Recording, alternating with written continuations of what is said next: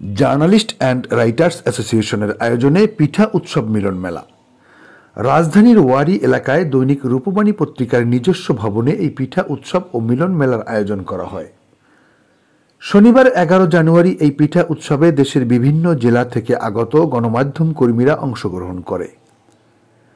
পিঠা উৎসবের সার্বিক ব্যবস্থাপনায় ছিলেন দৈনিক রূপবাণী পত্রিকার সম্পাদক প্রকাশক ফারুক আহমেদ।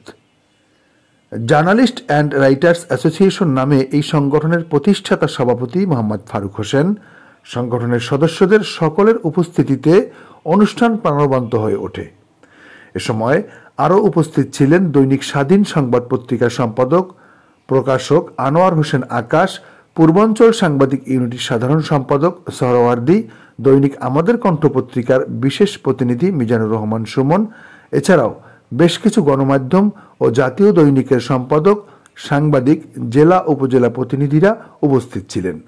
বিকেল 4টা থেকে শুরু হওয়া এই পিঠা উৎসব চলে রাত 8টা পর্যন্ত। পিঠা উৎসবে ভাপা, পুলি, চিতই, পোয়া, পাটিসাপটা, সিট রুটি, পায়েস সহ নানা ধরনের পিঠা পরিবেশন করা হয়। পিঠা উৎসবে পিঠা খেয়ে আনন্দে মেতে উঠে সকলেই। আগত সকল অতিথিরা এ ধরনের অনুষ্ঠানকে সাধুবাদ জানিয়েছেন।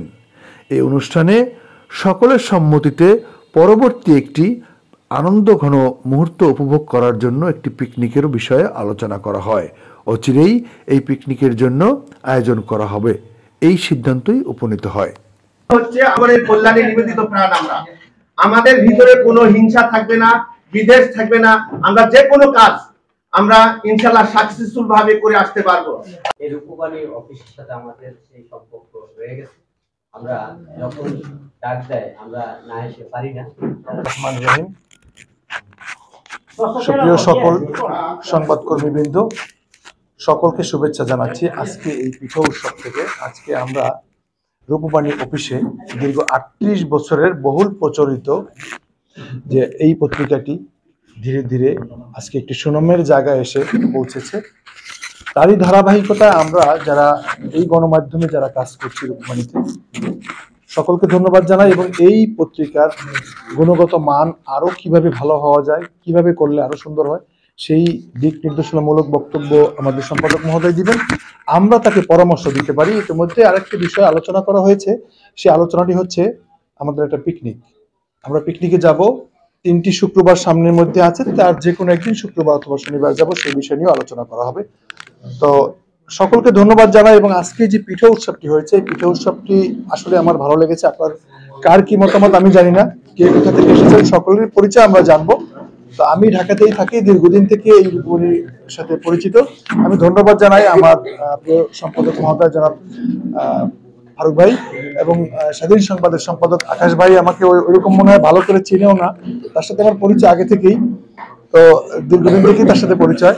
ধন্যবাদ জানাই সকলকে, দূর দূরান্ত থেকে যে এসেছেন সকলে ভালো থাকবেন এবং সকলের জন্য শুভকামনা জানিয়ে আমার এই সামান্য বক্তব্য শেষ করছি। সাথে রূপবাণীতে আমি আসছি, আমি ঈদের নাকুলো আমার ফ্রেন্ড কিছুক্ষণ আগে বলে গেল যে ভালো ভালো সাংবাদিক আছেন, অনেক অনেক ভালো লিখেন। সবাই যদি রূপবাণী আছে, আমি দিনাজপুর প্রতিনিধি এবং রূপবাণীতে দীর্ঘদিন ধরে কাজ করতেছি এবং আমি চাচ্ছি যে আমার যত ভাইরা আছে সাংবাদিকরা তাদের সম্পূর্ণ জার্নালিস্ট এন্ড রাইটার্স কর্তৃক আয়োজিত আজকের এই পিঠা উৎসব এবং মিলন মেলার তো ফারুক স্যার এবং রূপবাণীর অনেক কথা শুনেছি এবং তার কথা শুনে আমরা এখানে আসছি পিঠা উৎসবে। তো পিঠা উৎসব দেখে আমাদের খুবই ভালো লাগছে এবং আমরা আশা রাখি যে স্যার মানে সামনে আরো কিছু করবে এবং আমরা দেখতে পারবো, এতটুকুই আশা রাখছি।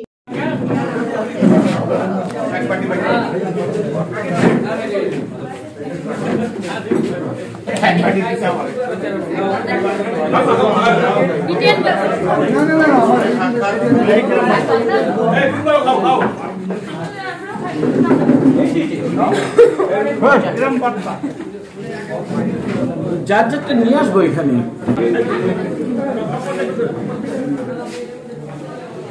ভাই পিঠা ভিডিওটা করে